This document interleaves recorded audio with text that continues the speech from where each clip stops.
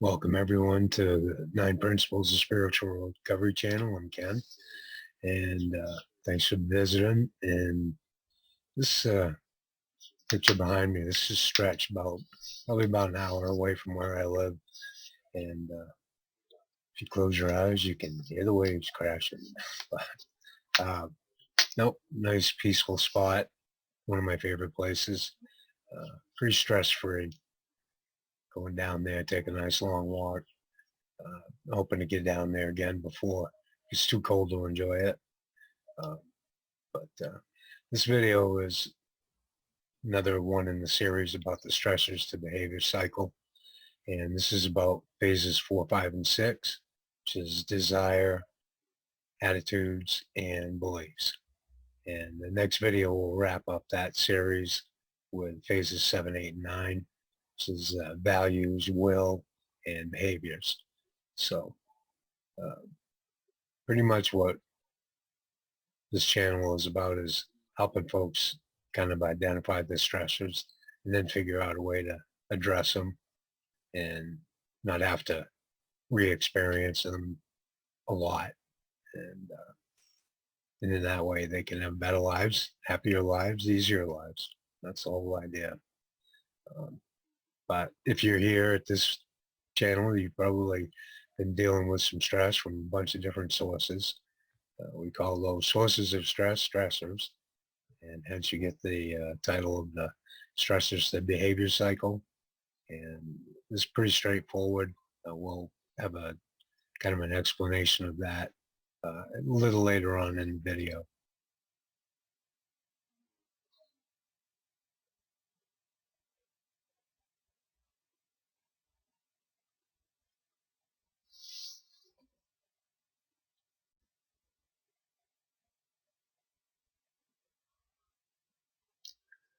Health threats, family demands, money problems, work pressures, unexpected life traumas are all sources of stress, or what are called stressors.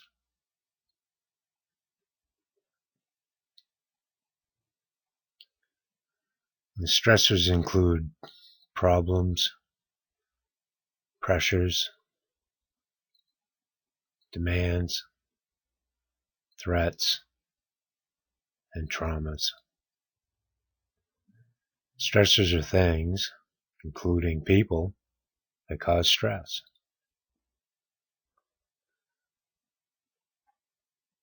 Now, stress is a living being's response to some sort of outside pressure or demand put on it. Stress can be experienced as pain, strain, suffering, disease, and unhappiness.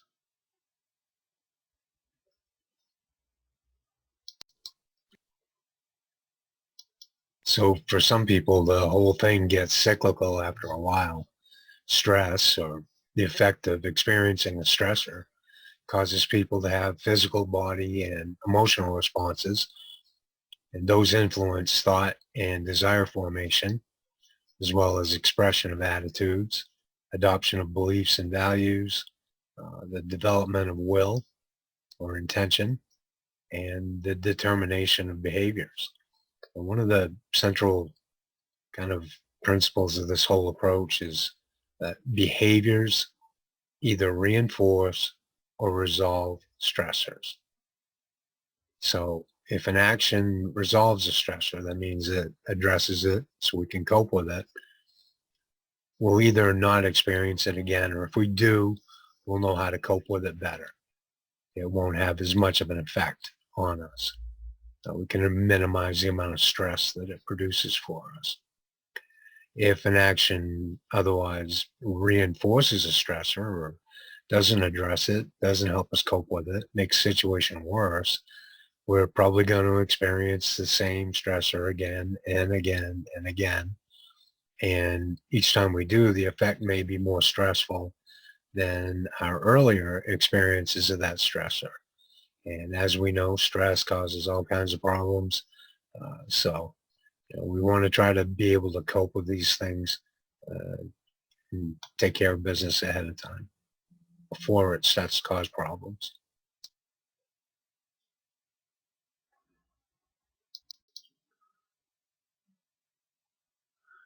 So stress, this response our bodies have to stressors, can cause a wide range of health problems.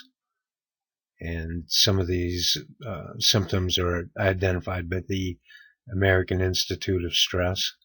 These include physical health problems, mental, emotional, social, occupational, spiritual health problems, as we've talked about in the 6 dimensions of wellness model.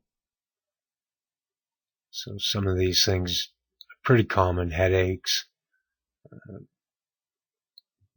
gastrointestinal type problems, chest pains and palpitations, sexual problems, drive and performance, insomnia, sleep trouble, accidents, increased use of alcohol and drugs, tobacco, nicotine, just weight loss and gain. That's one that folks don't recognize very often, and relationship problems. So it runs the gamut.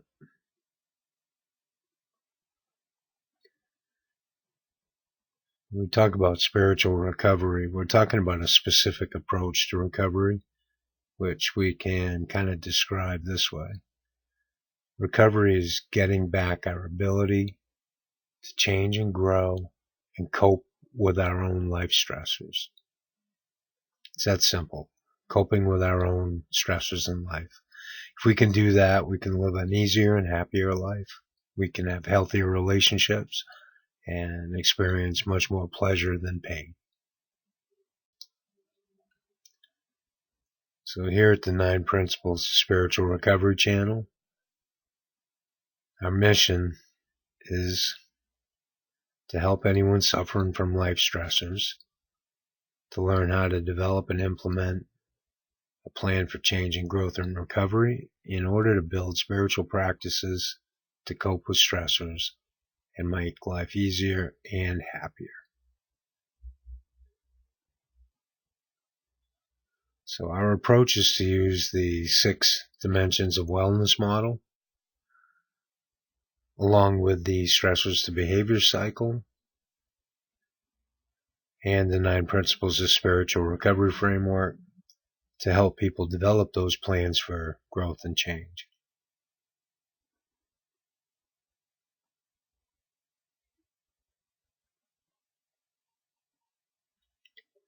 And again, the 6 dimensions of wellness are these 6 aspects of overall health that can be used to identify and categorize by those wellness areas.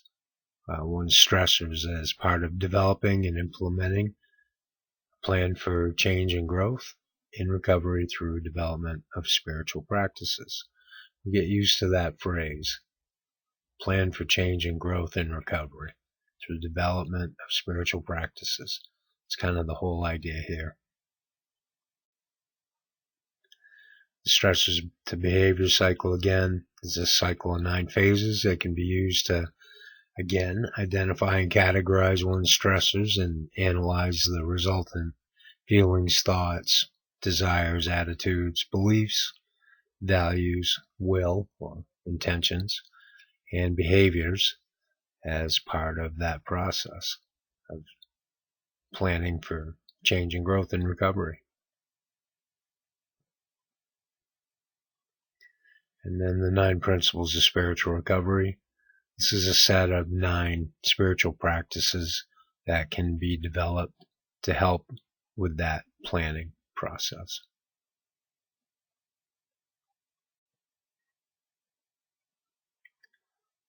So our next video will be the stresses to behavior cycle phases 7, 8, and 9. Values, will, or intentions, and behaviors. And that'll wrap up that particular series.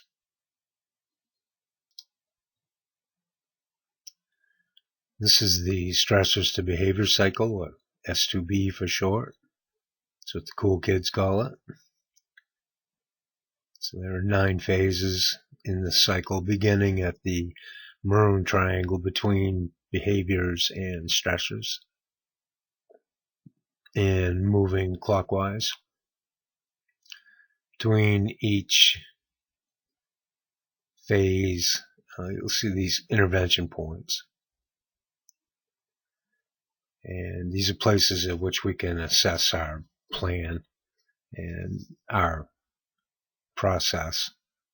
And we can address each one of these stressors at different points in the process and make any changes or adjustments we need in the way that we're proceeding in our plan to address a particular stressor. And if it's not working, we can change it right there on the spot and implement a new strategy.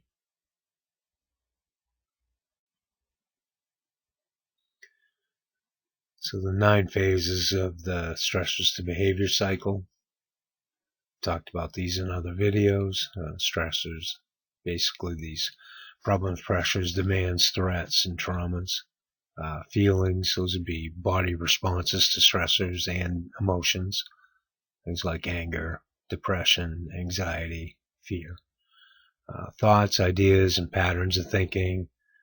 Defense mechanisms, those sorts of patterns, negative thinking, delusional thinking, stinking thinking, all of that kind of types of patterns of thinking. Desire, what we want or wish for in a particular situation. Attitudes, ways that we express our feelings, thoughts, and desires, test them out on other people to see how they react to them. Beliefs, these ideas about what's real and true, which get based on those attitudes. Our values, our strongly held beliefs about life, our morals, philosophy, that sort of explanation. Will would be our intention and thoughtful planning, and power goes along with will. And will would be our intention, power would be the ability to put something into practice, to implement something. And behaviors, actions, and deeds, what we do.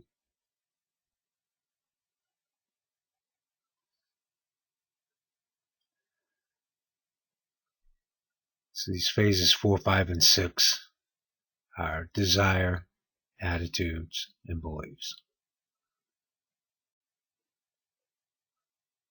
So phase 4 is desire.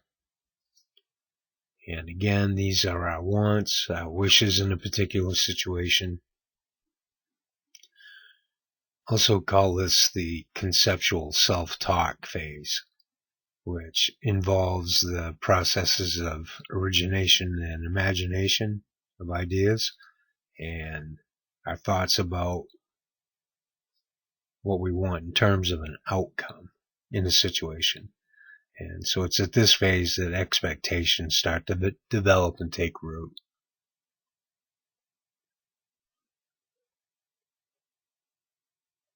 So the chart here can help us organize information related to each phase.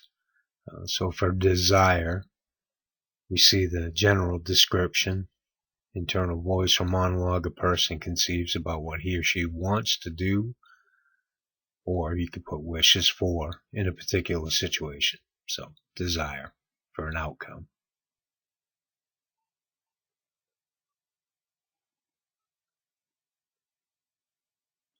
And you can see a specific description of a desire that I might have had in the past year or so about a situation or a stressor. I usually use a 12 to 24 month period, and that would be I want my mobility to improve. That's something I wish for in the situation.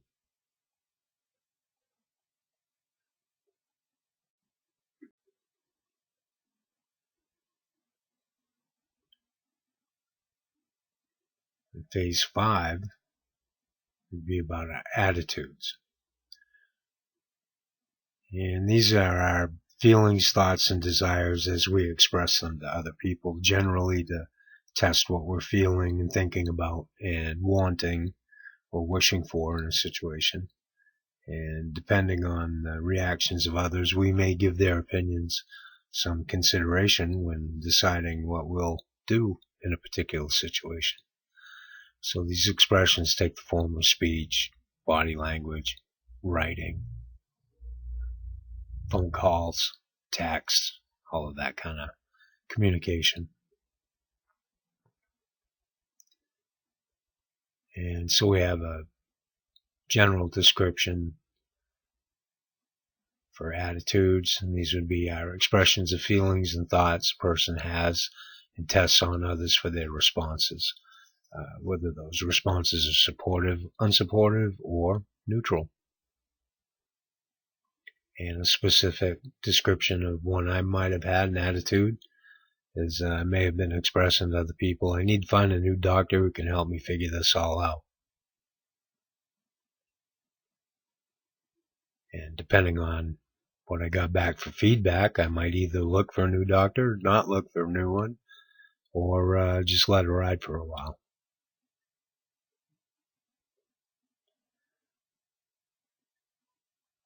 And there's a blank form.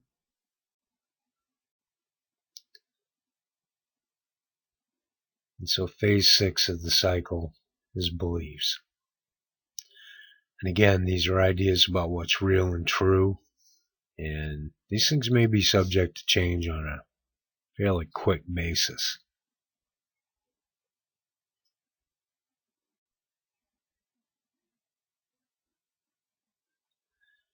In this general description of beliefs, these are feelings, thoughts, and attitudes combined to give us an idea about what's true or real about a particular stressor or situation that we're dealing with.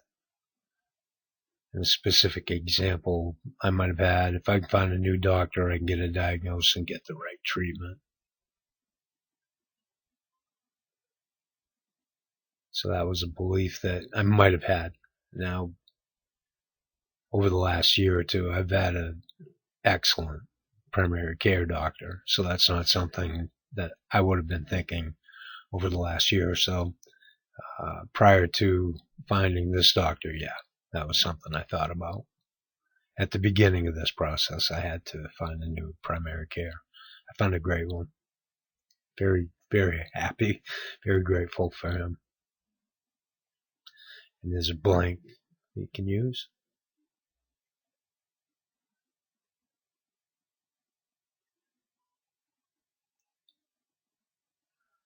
So a couple of things to consider as we wrap this up.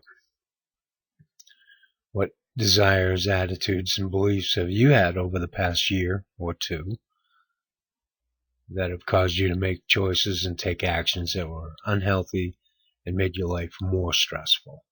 And why were they stress producing instead of stress relieving? You'll also find this as one of the questions to write on in the Spiritual Recovery Journal number 3, which is the stressors to behavior cycle, desires, attitudes, and beliefs.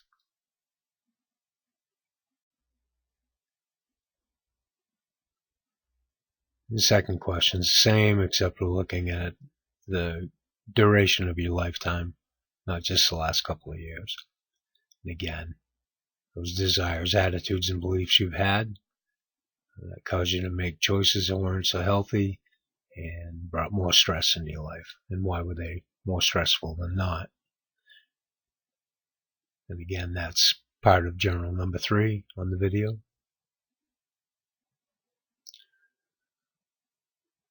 So I want to just thank you for watching this video through to the end.